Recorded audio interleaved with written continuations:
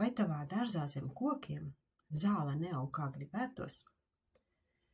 Galotnes pahisandra ir lielisks risinājums šādām vietām. Šis mūžzaļais zemesēdzes augs veido blīvu un elegantu paklāju, kas saglabā savu skaistumu visu gadu. Aprīlī un maijā pahisandra zied ar smalkiem baltiem ziediņiem, kas piešķir dārzam vieglu akcentu. Auga augstums ir tikai 20 līdz 30 centimetri, tāpēc tas neapēno citus augus un rada harmonisku kopskatu.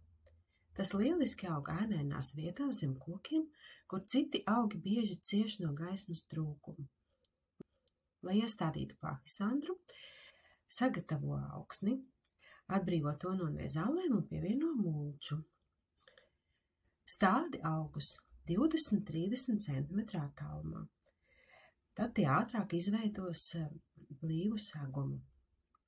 Ja tu pirmajos mēnešos to regulāri laistīsi, tad augi labi iesakņosies un turpmākā kopšana būs minimāla. Rezultātā tavs dārzs izskatīsies sakopts un elegants, bez liekām pūlēm. Lai veicas!